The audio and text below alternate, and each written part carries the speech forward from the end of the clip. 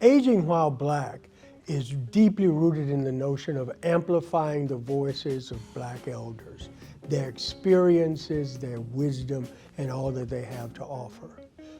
Become a part of the community. Go to agingwhileblack.co, take the quiz, and join us in building this effort.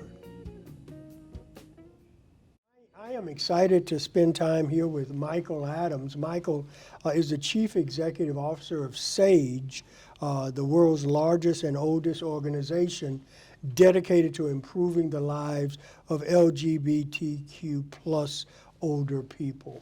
Michael, welcome, and thank you so much for making time to speak with us. Yeah, thank you. I'm happy to be here. Happy to be So here. say a word about the work of SAGE.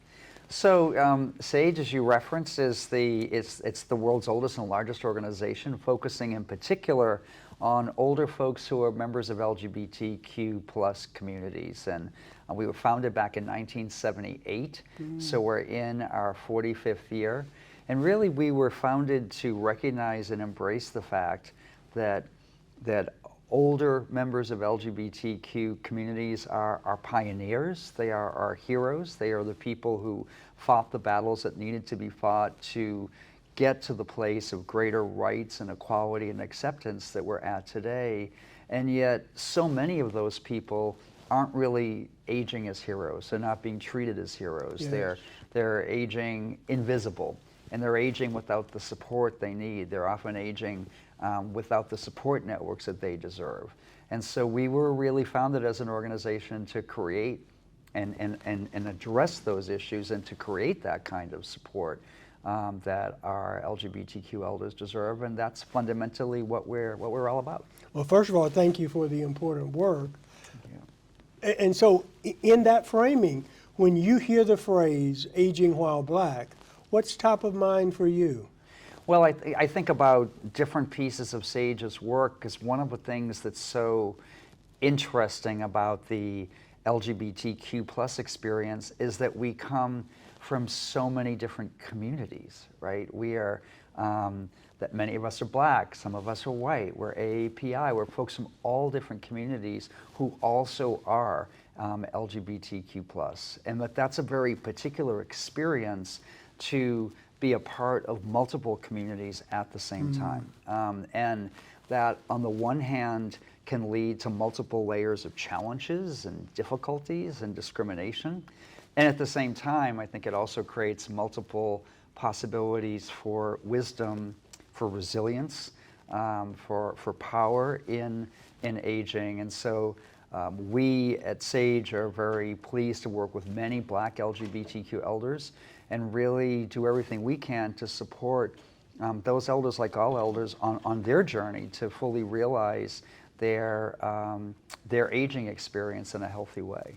Thank you. And so what do you see as potential implications or opportunities for this conversation, exploring this intersection, especially of aging and race? Yeah.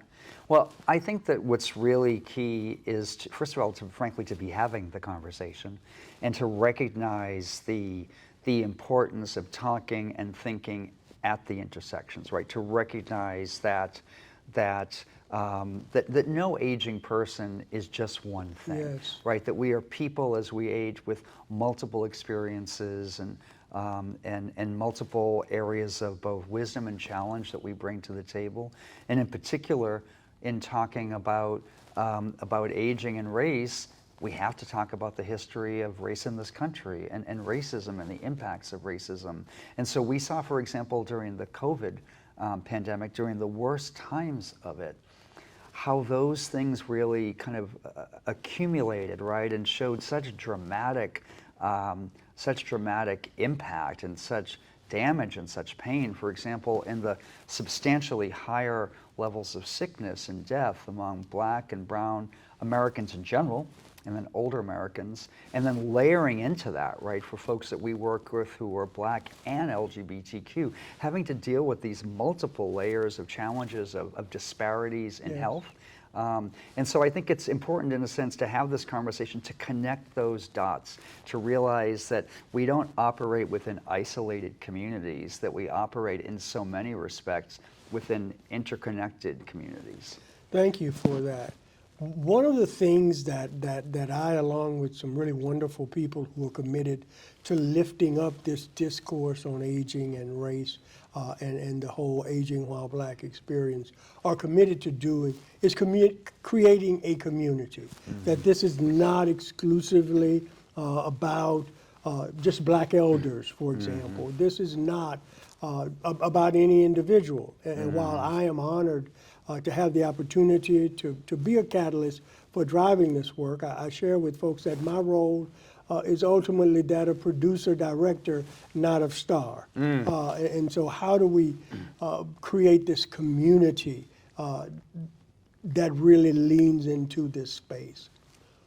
What advice and counsel would you share for building a really vibrant, functioning community of people who gather at this intersection? That's a great question. I think that my mind immediately goes to what I've seen and what some of our experiences at SAGE have been in one of our programs. We run a center in Harlem in New York City, the SAGE Harlem Center, and it's a predominantly black community of LGBTQ elders that we're working with there. And the community building that I've seen go on there over the years is really inspiring. And there are a few, I think, key themes that I've observed over time. One is that the space is owned and the community is built by the people themselves, right? By the folks who are in that community, by what their priorities are, what their values are, and that has to be central. This isn't something that some organization should come in from the outside and say the community should be A, B, or C, or that has some set of rules or principles or best practices that have to be imposed on this, right? So it's the people themselves who have to create this community. And then what we've seen in our experience at SAGE is that when you let people themselves create the community what they want to enjoy, you see that it has these permutations that you might not have imagined. So for example, within LGBTQ communities, religion, church, faith, these are often complicated themes, right? Because so many LGBTQ people have really negative experiences growing up in the churches they were raised in as LGBTQ people. What that means is that in a good number of our programs at SAGE, there isn't a very substantial presence of faith and church and spirituality in those programs. But there is at the SAGE Harlem Center, because that community and that space was created by LGBTQ black elders in Harlem, and for many of them, church and church life is a very important part of their strength in their community, right? And so if SAGE had just created that space and created that community on its own, then church and faith would have nowhere near the prominence that it has, right? And so to me, it's just one example of why it's so important that we open up the space and the power in the space so that the community is created by the people who ultimately it should serve and support. Thank you very much for that rich wisdom. You've been in this work, you spent time seeking to build an important space for an important part of our world. As we go forward with this Aging While Black community building and creating this discourse at this intersection, where and what are some of the landmines that we need to be concerned about or attentive to, you think?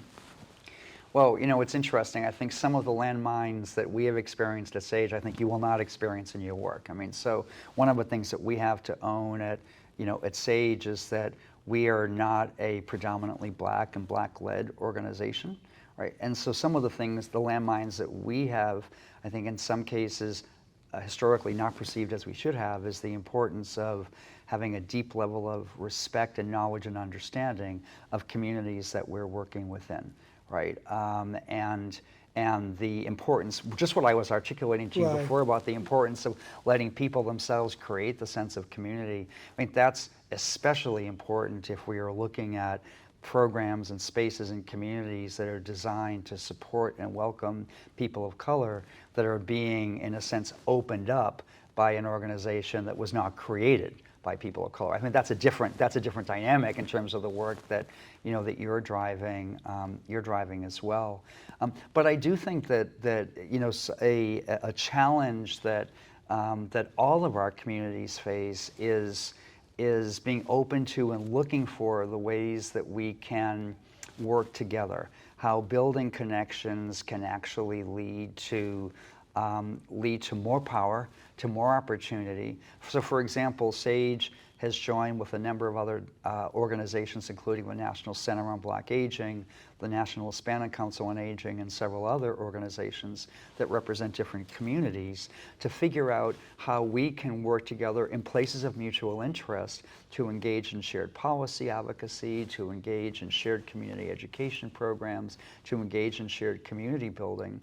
And in order to do that work, we've had to recognize that, in fact, there is a benefit to coming together, and we have to be able to get beyond some of the challenges that prevent us from coming together, right? The notion that there's only a very small pie, and that I have to, my community has to dig and dig to get our piece of it, and therefore we can't run the risk of sharing it with any other community, right? And because things it's of a that nature. zero-sum. It's a zero-sum game, right? When what we've seen through the Diverse Elders Coalition is that when we come together, we actually grow the pie.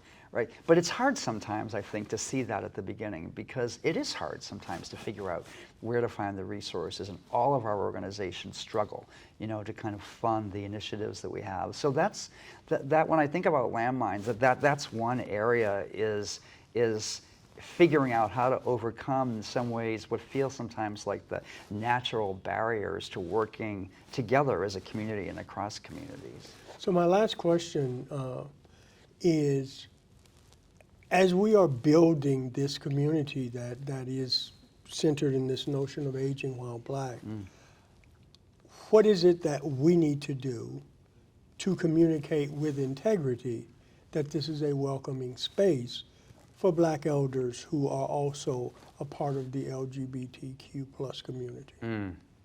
I'm so glad you asked that question, and I actually believe that the first step is actually asking the question, because that reflects a level of intentionality, a level of thought, a level of commitment. So the first step is to recognize that as a value that you as a community want to embrace. Then what we have seen in our work is that working with LGBTQ plus older folks, asking for their advice, asking for their opinions, working with an organization like SAGE. We do a lot of partnership work with other organizations and communities to provide information, to provide tools, to provide technical assistance, and we would welcome that opportunity for collaboration with you. And then visibility. One of the primary forces that is so marginalizing for so many LGBTQ older folks is their sense that they are invisible, that they are not seen, that they are not recognized.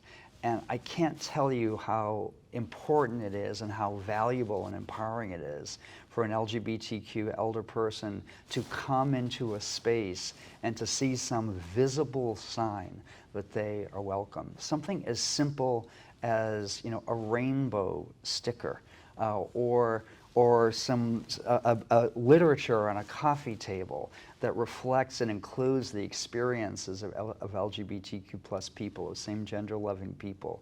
The message that gets delivered by that invisibility is almost more powerful than anything else that could be done. And by contrast, when that's not there, it reinforces a sense of invisibility, and it reinforces a sense of many LGBTQ people that I don't belong here, I'm not welcome here, or that the only way I can be here is to hide this part of me, right? Is to hide this, the LGBTQ part of me, to hide who I am, right? Which is so dehumanizing and so disempowering. And so that intentionality, asking the questions, how can we be more welcoming, talking to LGBTQ people themselves, getting the assistance and help from LGBTQ organizations, and then simple steps of creating visibility. Those are the things that I would lift up. Thank you very much, and you can rest assured, my friend, we'll take you up on the partnership and the advice and counsel. That's fantastic. I Michael, look forward to thank that. you so much for All your right, thank time. you. Thank Thank you you. very much.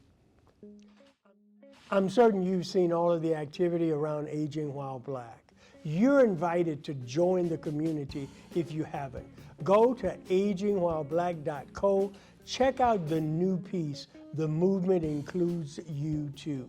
We want you to be a part of this discourse at the intersection of aging and race.